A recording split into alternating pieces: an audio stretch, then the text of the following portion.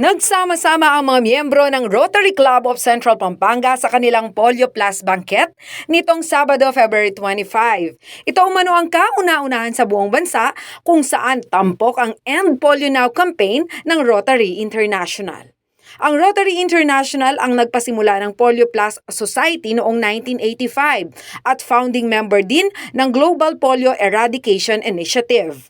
So ngayon po nag-gather ang iba-iba pong clubs sa district, 97 clubs in District 3790.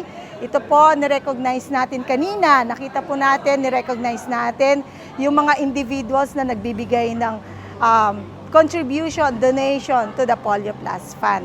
Ito po yung goal natin for this, this event. Nakatuon umano ang aktibidad na ito upang higit na maipakilala ang End Polio campaign ng Rotary at makalikom ng pondo para sa bakuna kontra polio. Actually, one, to create awareness, to intensify awareness on polio, and more importantly, to raise funds for polio. So nakita nyo kanina earlier, nag-auction kami ng painting. So this will all go to the Polio Plus Fund. And this Polio Plus Fund will help vaccinate unvaccinated children all over the world. Ang Rotary's top priority is to end polio now. Binigyang pagkilala din sa banquet ang mga personalidad na nagbigay ng donasyon para sa End Polio campaign. Ang top donor na si Beautyderm CEO Reyatan Anicoche ay nakakuha ng isa sa mga auctioned item, ang framed scarf na pag-aari ng Rotary Club International President na si Jennifer Jones na nagkakahalaga ng $1,100. Habang ang painting naman ay napasakamay ni Engineer Alex Pacho sa halagang $1,000 o higit 50,000 pesos.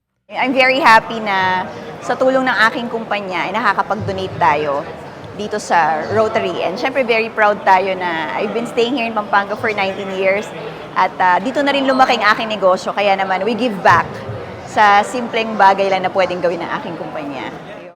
Sa kasaysayan ng anti-polio campaign ng Rotary International, ang Pilipinas ang pinakaunang benepisyaryo nito noong 1979 sa halagang $760,000 para sa bakuna ng nasa 6 na milyong mga batang Pilipino.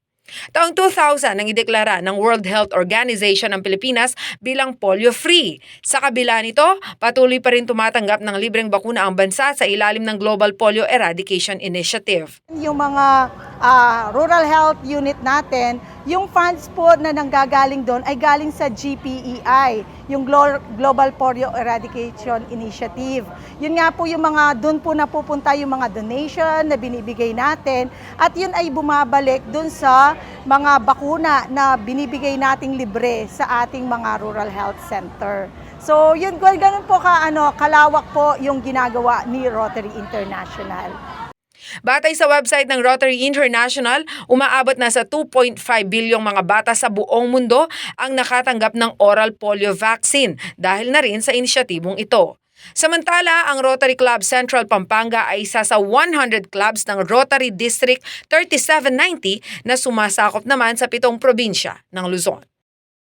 Ako si Jana Lumbang Parungaw, taga rito. Kasama nyo para sa CLTV 36 News, atin to.